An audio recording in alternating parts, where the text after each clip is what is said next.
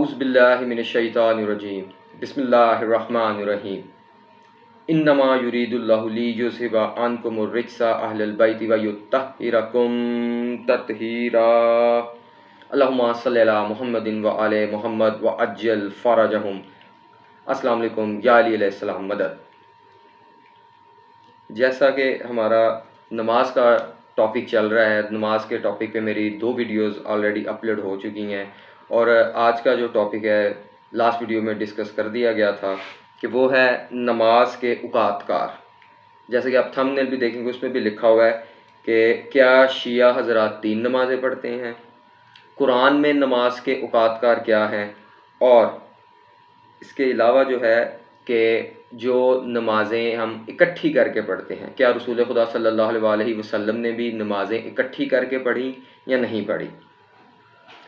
تو video start کرنے سے پہلے آپ میرے چینل کو لائک کریں، سبسکرائب کریں اور شیئر کریں تاکہ مزید انفارمیٹیو ویڈیوز آپ تک پہنچتی رہیں۔ تو آئیں اب ٹاپک سٹارٹ کرتے ہیں۔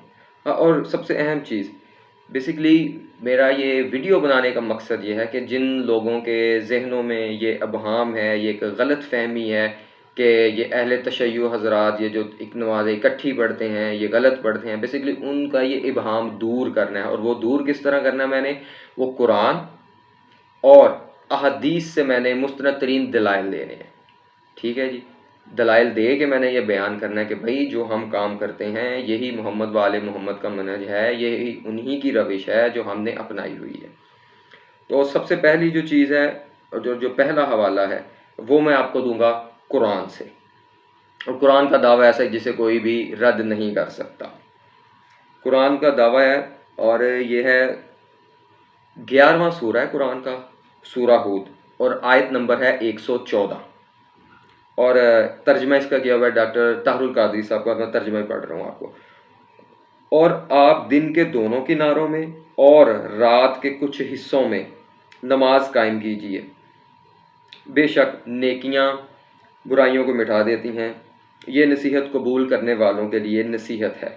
تو اب میرے بھائی اس میں نماز کے جو اوقات کار بیان کیے گئے ہیں وہ 3 ہیں۔ پہلا، دن کے 2 کنارے اور رات کا کچھ حصہ۔ اب دن کے 2 کناروں سے کیا مراد ہے؟ فجر اور ظہر، جسے ہم ظہرین کہتے ہیں۔ تو قرآن نے تو میرے بھائی اوقات کاری 3 بتائے ہیں، قرآن میں تو 5 ہے ہی نہیں نا۔ اگر کوئی یہ بحث کرے نا کہ جی آپ لوگ 3 ٹائم میں نماز پڑھتے ہو، ایسا بالکل نہیں ہے۔ نماز ہم 5 ہی پڑھتے ہیں، ہم فجر، ظہر، عصر، مغرب، عشاء، نمازیں ہم بھی 5 پڑھتے ہیں، لیکن اس کے جو اوقات کار ہیں وہ 3 ہی ہیں جو قرآن نے بتائے ہیں۔ میں نے آپ کو وہ ثابت کر کے بتا دیا کہ قرآن نے تو میرے بھائی ٹائم ہی 3 بتائے ہیں، قرآن میں تو 5 ہے ہی نہیں۔ ایک چیز، اب پھر قرآن سے رجوع کرتے ہیں۔ اب آ جائیں قرآن میں 17واں سورہ ہے، سورہ بنی اسرائیل، اور اس کی آیت نمبر ہے 78، 7-8۔ یہ ترجمہ بھی ڈاکٹر طاہر القادری صاحب کے میں پڑھ رہا ہوں۔ آپ سورج ڈھلنے سے لے کے رات کی تاریکی تک نماز قائم کریں، اور نماز فجر کا قرآن پڑھنا بھی، بے شک نماز فجر کے قرآن میں حاضری ہوتی ہے۔ تو اب اس میں بھی آپ آ جائیں تو قرآن نے تو پھر 3 ٹائم بتا دیے۔ کون کون سا؟ سورج ڈھلنے اور رات کی تاریکی۔ اب سورج ڈھلنے سے کیا مراد ہے؟ اس میں آ گیا فجر اور زوال آفتاب، اور رات کے طریقے میں آ گیا وہ مغرب ہے۔ تو اس میں تو بحث ہی کوئی نہیں ہے کہ نماز کی ٹائمنگ کیا ہے۔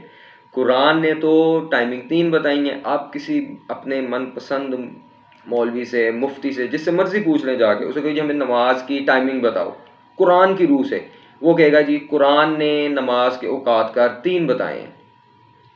ٹھیک ہو گیا۔ اب اگلی جو چیز ہے وہ آ جاتی ہے احادیث سے۔ اب میں آپ کو احادیث سے بھی مستند ترین دلائل دوں گا کہ رسول خدا نے نماز کی نکات میں پڑھی اور نمازیں جو اکٹھی پڑھی ملا کے، جس طرح ہم پڑھتے ہیں، ہم پڑھتے ہیں فجر کی پڑھ لیا، ہم پڑھتے ہیں پھر ظہرین اور مغربین، ظہرین میں ہم ظہر اثر پڑھتے ہیں، مغربین میں ہم مغرب عشاء پڑھتے ہیں۔ لیکن کچھ لوگ جو کم عقل ہیں، جہلہ ہیں، وہ یہ ایک معاشرے میں انتشار پھیلاتے ہیں کہ جی اہل تشیع تو نمازیں ہی 3 پڑھتے ہیں، حالانکہ ایسا قطعاً نہیں ہے۔ اب آ جائیں حدیث کی طرف، اور حدیث میں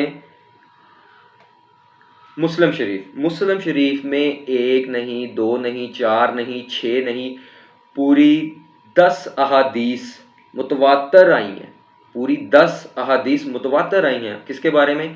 نماز کو اکٹھا کر کے پڑھنے کے بارے میں، اور وہ شروع ہوتی ہیں 1628 سے لے کے 1637 تک، 1628 سے لے کے 1637 10 احادیث متواتر اسی بارے میں آئی ہیں کہ بھائی نمازوں کو اکٹھا پڑھنا ہے۔ اس میں آپ کو 1628 حدیث ہے وہ جناب ابن عباس سے مروی ہے، میں اس کا آپ کو تھوڑا سا متن بتا دوں۔ اس میں انہوں نے فرمایا کہ رسول خدا صلی اللہ علیہ وسلم نے ظہر اور عصر کو اکٹھا پڑھا اور مغرب اور عشاء کو اکٹھا پڑھا بغیر کسی خوف اور سفر کے، یعنی کہ نہ تو کوئی جنگ کا خوف تھا، نہ وہ حالت سفر میں تھے، کچھ نہیں تھا، لیکن انہوں نے اکٹھا کر کے پڑھا۔ اس سے کیا ثابت ہوا کہ یہ جو نمازیں اکٹھی پڑھنا ہے یہ رسول خدا صلی اللہ علیہ وسلم کی سنت ہے۔ اور اگر کوئی اہل تشیعوں پہ یہ اعتراض کرے کہ یہ آپ 3 غلط پڑھ رہے ہیں تو وہ معاذ اللہ ثم معاذ اللہ رسول خدا صلی اللہ علیہ وسلم پہ اعتراض کر رہا ہے۔ اب اور اس میں جو 1637 نمبر حدیث ہے وہ بڑے اس کے کرٹیکل لہجے میں انہوں نے ایک شخص کو تنبیہ کیا، حضرت ابن عباس نے۔ اس میں ہوا کیا کہ ایک شخص نے ابن عباس سے کہا کہ جی نماز، آپ خاموش رہو۔ اس نے پھر کہا نماز، اب پھر خاموش رہو۔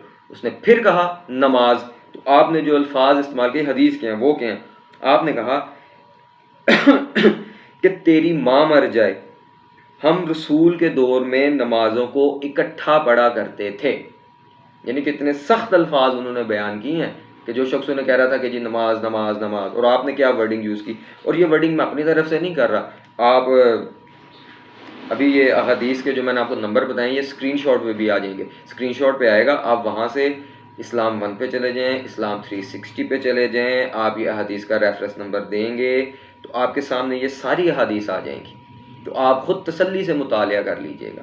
تو سب سے اہم مسئلہ یہ ہے کہ میرے بھائی اس میں کوئی جنگ نہیں ہے، کوئی جیت اور ہار کا مسئلہ نہیں ہے، مسئلہ یہ ہے کہ جو چیزیں غلط بیان کی جاتی ہیں اہل تشیع کے بارے میں، میرا مقصد ہے ان کو بیان کرنا کہ بھائی حقائق کچھ اور ہیں، آپ کو کچھ اور بتایا جاتا ہے۔ اور سب سے مزیداری بات کہ دین اسلام کا سب سے اہم ترین رکن، سب سے افضل ترین رکن وہ ہے حج، وہ حج ہے۔ اب جو بندہ سارا سال آپ کو جو یہ لیکچر دیتا ہے کہ نمازیں اکٹھی یہ غلط پڑھتے ہیں غلط پڑھتے ہیں غلط پڑھتے ہیں، وہ بھی حج پہ جائے گا تو پڑھے گا تو وہ بھی اکٹھی، ظہرین اسے بھی پڑھنی پڑے گی، مغربین اسے بھی پڑھنی پڑے گی۔ تو میرا کہنے کا مقصد یہ ہے اس میں کوئی جنگ و جدل نہیں ہے، آپ اکٹھی پڑھ لیں تو بھی ٹھیک ہے، آپ علیحدہ پڑھ لیں تو بھی ٹھیک ہے، اس لیے اس میں کسی پہ کوئی اعتراض نہ آپ اٹھائیں۔ دیکھیں اگر آپ کسی پہ اعتراض اٹھاتے ہیں تو بھائی اس کے پاس دلیل ہے، اور الحمدللہ ثم الحمدللہ اہل تشیع کے پاس ہر مسئلے پہ پہاڑ سے وزنی دلیل ہے جسے اہل سنت بھائی رد نہیں کر سکتے۔ اور ابھی بھی جتنے میں نے حوالے دیے ہیں حدیث کے وہ مسلم شریف کے ہی ہیں، اور وہ بھی مسلم شریف ہے وہ اہل سنت بھائیوں کی بڑی مستند ترین کتب ہے، جس پہ کہہ لیں ان کا ایک پورا فقہ کھڑا ہے۔ تو اس لیے ان چیزوں سے آپ پرہیز کریں، یہ لوگوں کے ذہنوں میں آپ غلط فہمیاں نہ ڈالیں کہ یہ لوگ غلط کر رہے ہیں۔ ٹھیک ہو گیا جی، اور انشاءاللہ اب ایک نئے ٹاپک کے ساتھ نیکسٹ ویڈیو میں انشاءاللہ پھر ملاقات ہوگی۔ السلام علیکم ورحمۃ اللہ وبرکاتہ۔